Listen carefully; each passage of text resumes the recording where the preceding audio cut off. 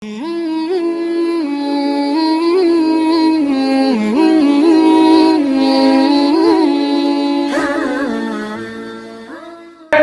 yang dirahmati Allah, wa amma fadluhu, keutamaan ilmu tasawuf adalah fawqanuhu ala sa'iril ulum. Keutamaan ilmu tasawuf adalah fawqanuhu, unggulnya ilmu tasawuf ala sa'iril ulumi, di atas ilmu-ilmu yang lain. Semuanya penting. Di sini kata orang tasawuf, mempelajari ilmu tasawuf lebih penting. Kata orang yang ahli ilmu fikih, mempelajari fikih lebih penting. Kata orang yang paham ilmu kalam, ilmu tauhid, belajar tauhid paling penting. Semuanya ada ngaku penting. Kita sebagai umat Islam harus menerima bahwa hal itu adalah sangat urgent, sangat dibutuhkan untuk kehidupan kita. Tauhid memperbaiki keyakinan kita kepada Allah. Fikih membaguskan zahir kita di dalam beribadah kepada Allah. Tasawuf menghias batin kita, menghias hati kita agar betul-betul selalu terisi dengan cahayanya Allah Subhanahu. Kemudian jamaah yang dirahmati Allah, min jihati annahu yusilu ila ma dzukir, dari arah tasawuf itu unggul di atas ilmu-ilmu yang lain. Min jihati annahu yusilu ila ma dzukira, ilmu tasawuf dapat menyampaikan seseorang ila ma dzukir, kepada apa yang telah disebut. Yang telah disebut tadi apa? Mengosongkan hati dari makhluk, menghias hati dengan cahaya Allah. Kemudian selanjutnya,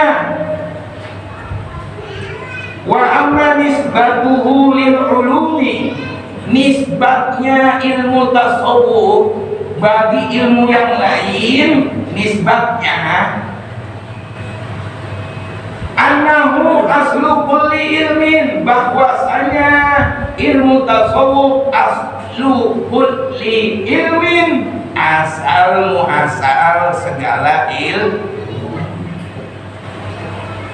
Ulama tasawuf bisa ngomong seperti ini, punya dasar. Dasarnya apa? Allah Subhanahu wa ta'ala menurunkan Al-Quran. Ayat yang pertama Allah turunkan kepada Kanjeng Nabi adalah ayat yang berbunyi Iqra. Bacalah. Apa yang harus kita baca? Kita baca alam semesta ini. Kita baca seluruh alam jagat raya yang Allah wujudkan. Kita baca juga diri kita. Kita tafakur. Jangan tafakurin hal-hal yang lain saja. Diri kita juga tafakurin. Wa bi anfusikum afala tubsirun. Apakah kamu tidak melihat, tidak memandang kepada nafsu, kepada jiwamu, kepada dirimu? Pikirin sama. Kemudian jamaah yang dirahmati Allah, wa ma siwahu far'un, dan ilmu yang lain selain tasawuf far'un adalah hanya sebatas cabang ilmu. Kemudian wa nisbatuhu lil batini, nisbatnya ilmu tasawuf lil batini, kepada batin manusia, kanisbatil fikhi ila zahir, seperti nisbatnya ilmu fikih ila zahir, kepada zahirnya kita. Wa amma rabi'uhu, adapun yang menjadi pencetus ilmu tasawuf. Siapa pencetusnya ilmu tasawuf?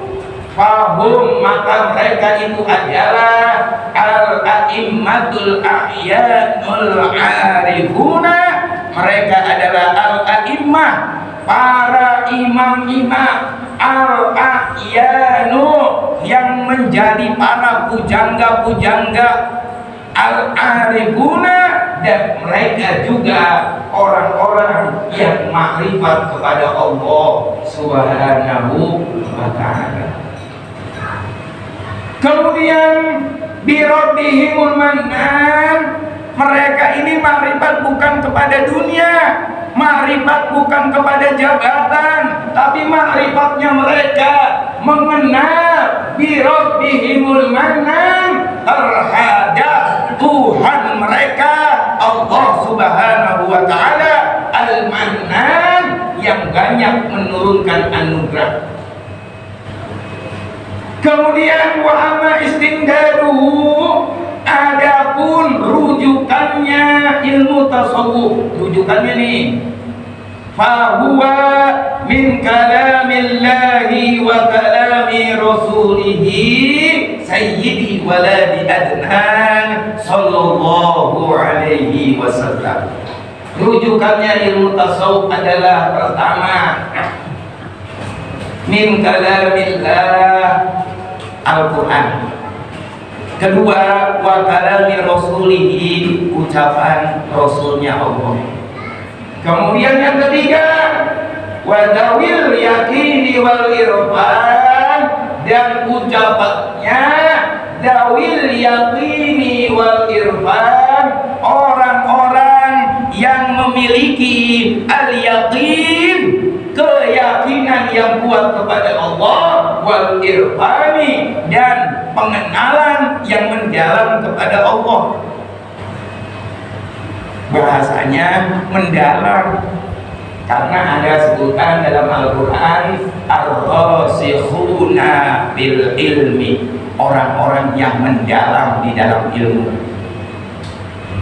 Kemudian karena yang dirahmati Allah, wa amma masailuhu, adapun permasalahan ilmu tasawuf, fahiya qadayahu, permasalahan ilmu tasawuf itulah qadayahu, yang menjadi materi pembahasan ilmu tasawuf.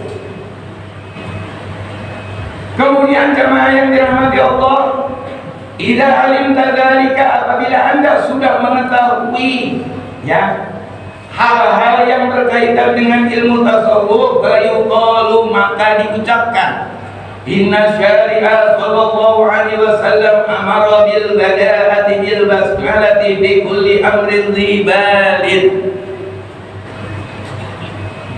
Sesungguhnya Rasulullah sallallahu alaihi wasallam asyari, Rasulullah itu sebutannya asyari, manusia yang memiliki syariat, manusia asyari yang membuat syariat. Amara bil bada'ati bil basmalah, Rasulullah memerintahkan kita bil bada'ati, untuk memulai, bil basmalati, dengan bismillah.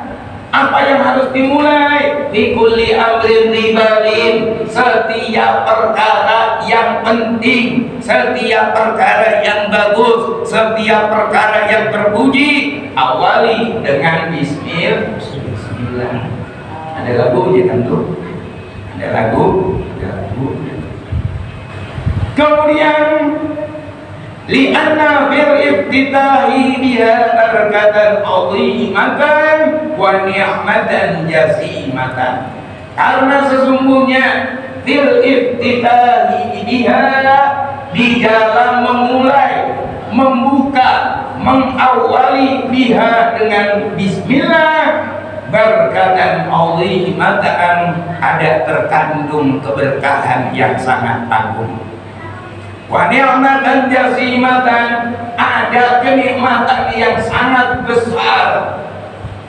Kalau dimulai dengan bismillah, apapun yang kita lakukan dalam kehidupan kita, selama hal itu baik, hal itu positif, hal itu terpuji, hal itu bermanfaat untuk orang lain, dahulukan, awali dengan bismillah.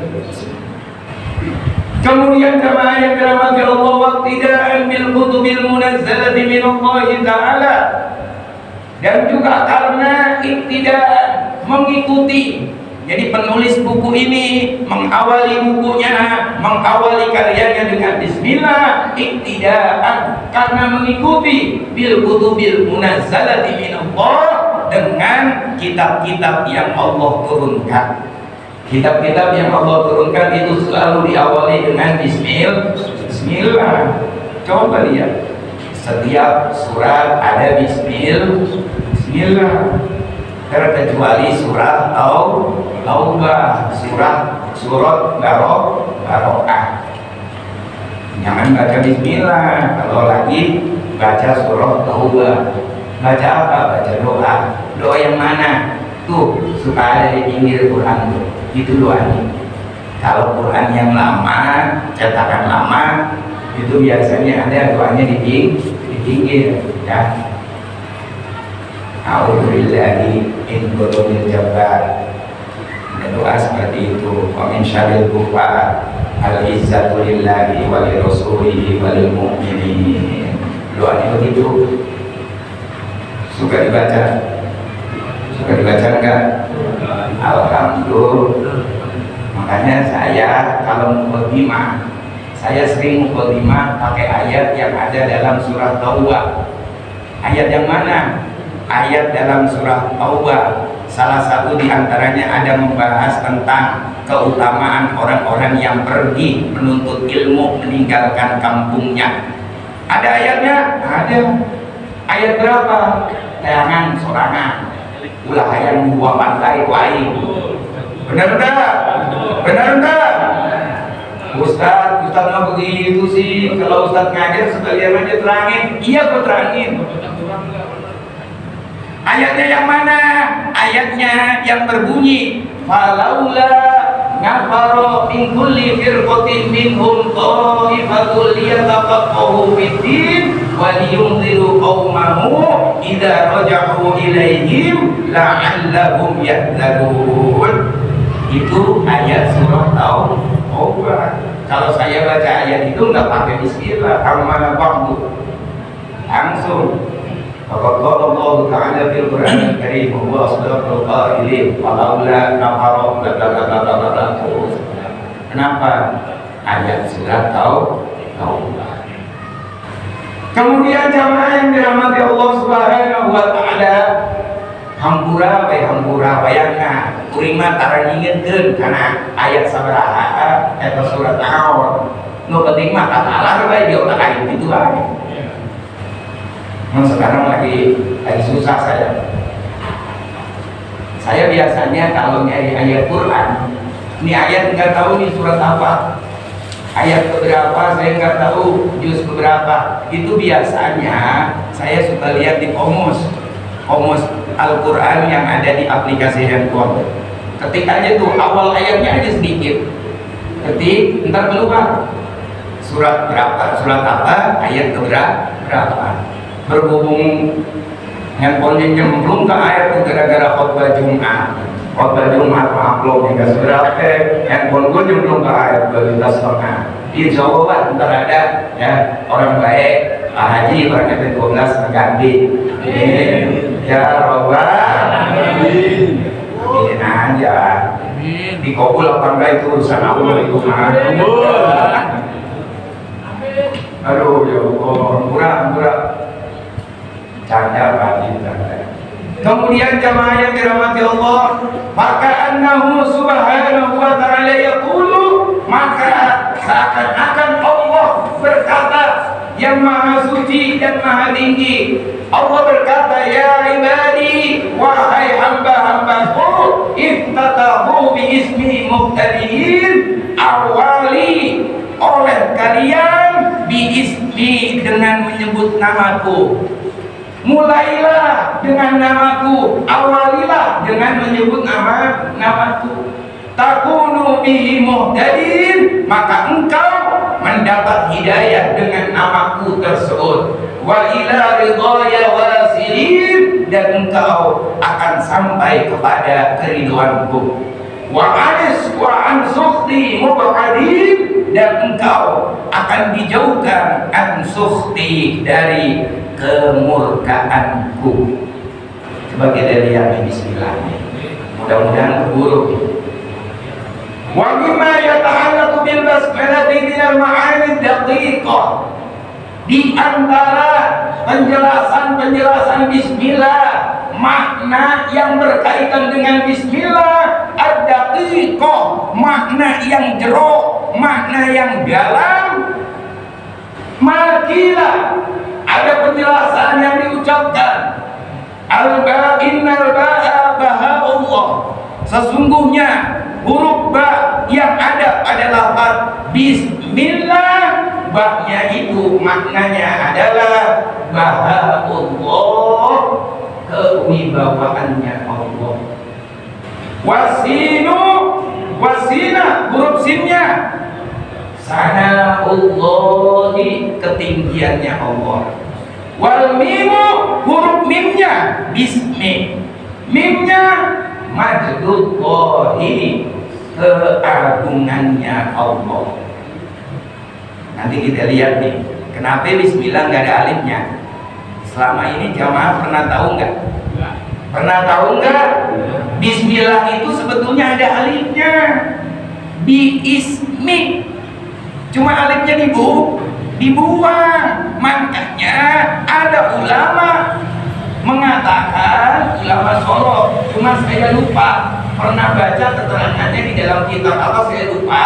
Itu ada ulama yang mengatakan ketika seorang menulis bismillah, maka huruf ba-nya itu sedikit harus dibuat lebih tinggi daripada huruf sin. Coba perhatiin tulisan-tulisan bismillah di semua surat-surat Al-Quran, pasti ba-nya itu dibuat lebih tinggi daripada gerigi huruf sin. Benar nggak? Ya. Benar nggak? Itu ngegantiin alif. Jadi menggantikan alif supaya alif itu tidak betul-betul dibuang. Kemudian jemaah yang dirahmati Allah, wakila menurut satu pendapat, al-ba'u huruf ba-nya itu adalah buka utaibina, tangisannya orang-orang yang bertaubat. Wasinu huruf sinnya sahul ghafilina, lalainya orang-orang yang lupa. Wal mimu huruf mimnya maghfiratuhu lil mudnibin, ampunan Allah kepada orang-orang yang berbuat dosa. Bismi, ba-nya itu tangisan orang-orang bertobat, sinnya itu adalah sinnya adalah sahul ghafilin, kelalaiannya orang-orang yang lupa. Mimnya itu maghfiratuhu litaibin lil mudnibin, ampunan Allah kepada orang yang berbuat dosa. Wa qala ba'du sufiyah, itu tadi bismi ya, bismi. Wa qala ba'du sufiyah, telah berkata sebagian ulama sufi, Allahu, lafaz Allah yang ada pada bismillah, li ahli sofa, untuk orang-orang yang ahli as-sofa, di dalam membersihkan hatinya. Ar-Rahmanu, lafaz Rahman, li ahlil wabah, yang maknanya maha pengasih. Untuk siapa Ar-Rahman? Li ahlil wabah, untuk orang-orang yang pandai menyempurnakan aturan agama. Kemudian War-Rahim, lafaz Rahim, maha penyayang. Untuk siapa? Li ahli terjafa, untuk orang-orang yang berbuat aniaya.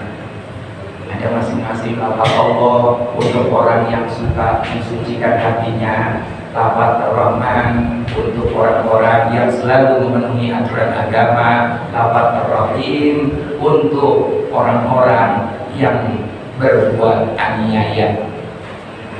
Kemudian waqalu, Mereka para ulama sufi berkata, ini catatan penting. Auda'allahu jami'al ulumi fil ba'i. Allah subhanahu wa ta'ala auda'a. Allah meletakkan, Allah menaruh, Allah menitip jami'al ulumi, semua ilmu fil ba'i, pada huruf ba, lafal bismillah. Jadi semua ilmu itu adanya di huruf ba. Coba kita lihat maksudnya kayak gimana. Ayat nih bi kana makana, bi dengan wujudku, kana makana terciptalah segala sesuatu yang ada, wabi dan dengan wujudku yakunu ma yakunu akan tercipta segala perkara-perkara yang kemudian hari. Kemudian fawujudul awalini, maka wujudnya alam semesta, wujudnya makhluk bi adalah karena sebab wujud aku, kata Allah tuh. Adanya kita ini karena adanya Allah. Wujud kita ada karena adanya wujud Allah. Wa laisa li ghairi wujudun haqiqiyyun, tidak akan pernah ada li ghairi, bagi selain aku, kata Allah, wujudun haqiqiyyun, wujud yang hakiki. Enggak akan pernah ada buat kita makhluk Allah wujudun haqiqiyyun, wujud yang hakiki, enggak akan pernah ada. Illa bil ismi, terkecuali dengan adanya namaku. Jadi apa-apa juga semua berawal dari bismillah. Artinya dengan wujud Allah subhanahu wa ta'ala semua alam tercipta. Dengan wujud Allah yakunu ma yakunu, semua akan tercipta dengan adanya wujud Allah. Wujud itu terbagi tiga, jemaah. Catat sama kita. Pertama, catat ya. Pertama, wujud aridi. Wujud aridi itu artinya makhluk itu ada, tapi adanya aridi, dia bersifat aridi, bersifat baru. Wujud aridi artinya wujud makhluk itu dulunya nggak ada. Makhluk itu dulunya nggak ada, makanya adanya makhluk disebut wujudnya wujud aridi. Wujud aridi. Kemudian yang kedua, ada yang disebut wujud idhofi, wujud sandaran. Wujud sandaran itu bagaimana? Seperti contoh. Ini tiang masjid, wujud kan? Ini masjid tiangnya ada karena dia bersandar pada fondasi. Itu yang disebut wujud idhofi, wujud yang bersifat sandaran. Nah yang ketiga nih, wujud hakiki. Wujud hakiki ini adalah wujud Allah subhanahu wa ta'ala. Allah mah bukan barang, Allah enggak kesifatan dengan sifat baru. Allah itu mukhalafatu lil hawadith. Tuh tiga sifat tuh, kira-kira paham kagak? Alhamdulillah.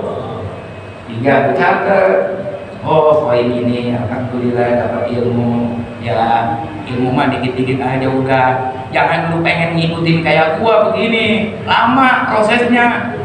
Lu pengen bisa kayak gua begini lama. Kagak utuk-utuk gua baca begini bisa. Maaf, ini baca kitab tasawuf ini saya tiap malam. Makanya pentingnya itu baca Fatihah kepada penggarang kitab. Guru saya bilang itu biasanya kalau kita sering hadiah Fatihah kepada ulama, kepada para wali-wali Allah, itu biasanya ada yang disebut faidul karomah, turun kucuran karomah. Ketika saya nggak paham, kan bisa aja ya kan, ruhnya Syekh Zainuddin bin Ali bin Ahmad Al-Malibari masuk ke tubuh saya, bisa aja loh. Oh Ustaz mah ngajarnya separuh-paruh kayak orang Buddha.